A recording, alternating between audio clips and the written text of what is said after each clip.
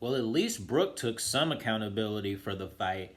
Meanwhile, Duffy took no accountability for the fight. Nia and Noria, they want to axe you from the group. Jackie's trying to help you. We'll see how it goes. Let's talk about it.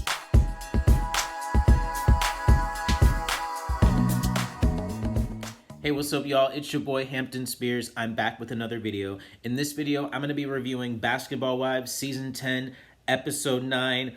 Bitch, I'm from Memphis. This really kind of irked me, the beginning of the episode, right? Because I felt as though Nia and Noria were getting the blunt of the blame. Specifically, Nia, right? So she did throw the bottle. Yes, she did. And it did, it was intended for Brooke, but it ended up hitting Brandi in the back of the head.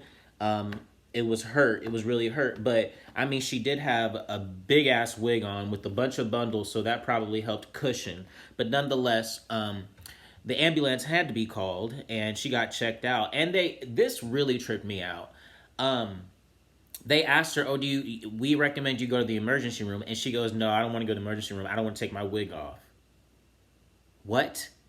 So you're telling me you could have a possible concussion, but you don't want to take your wig off to get it checked? I'm sorry. Like, I'm not a black woman. I'm not a black woman, right? And I don't know, the hair. And, a lot of times people say, you shouldn't be speaking on black women's hair. However, at the point where you can't take off a wig to get your head checked for potential concussion, there's something wrong. I'm sorry, there's something wrong. And the hair culture, all this stuff, I don't think it's right. Like, that shit really, that tripped me out. Now, Noria, you were wrong for throwing that bottle. Like, I mean, throwing a wine bottle, was it full? I mean, that's kind of like that's a weapon, and that could really fuck somebody up. But, I mean, Brooke started this. Actually, Duffy started this whole thing, right? Because you started throwing shit, Duffy. If you had not thrown that plate, Nia wouldn't have thrown those apples. And then Brooke wouldn't have thrown her drink. And then Nia or Noria wouldn't have thrown the bottle. It's really that simple. Duffy, you ignited the flame. You ignited the bomb. You know those fuses? You lit the fuse and boom! Boom! But, oh, and while Noria getting dragged out, she said, bitch, I'm from Memphis! Bitch, I'm from Memphis! I said, oh, okay. I've never been to Memphis. Well, I think maybe when I was a kid once. But, I mean, I guess they get down in Memphis, child. They do town business, bitch. Anybody from Memphis that's watching this, drop that in the comments and let me know you from Memphis, okay? Yeah, so the twins get taken out. I guess they go to a hotel. I don't know where they go. The girls are just kind of like, oh, the mood is damper now. This kind of sucks. Like, I'm over this trip. Brooke then takes accountability for her actions, and I really appreciated that. That was really cool. As we know, Duffy doesn't, and I'm just like, oh, the fuck, okay. Anyway, so Malaysia and Brandi end up having a conversation. Actually, let me back up. So Malaysia ends up moving into her new home in LA. It is, big, enough to have her 3 kids, her dog, and I don't know if her sister is still there. I think she said it was $1.6 million. And I mean, the house was good, but I mean, for 1.6, I'm expecting big, grand. I mean, Malaysia said she had a house in Atlanta, and I mean, 1.6 in Atlanta will get you a damn estate. Okay, but that's just the price of LA, child. LA is high as hell. So later, Brandi and Malaysia have a sit down alone at a restaurant, which is how it should have been in the first place. I don't know why they have these deep conversations in front of these broads. I really don't. But anyway, the conversation goes pretty good. It's good. Like, they're on a better, like, even terms. Like, they're fine. It later comes out that Brandi, at the end of the episode says it's going to take some time and that she doesn't trust Malaysia. And I'm just like, oh, okay. But Malaysia, after that conversation, it's fine. She's like, I want to get, back close with my sister. I love her, like all this stuff. So it's like, okay, Brandi, you wanted an acknowledgement from Malaysia about her not calling you when your dad died from COVID.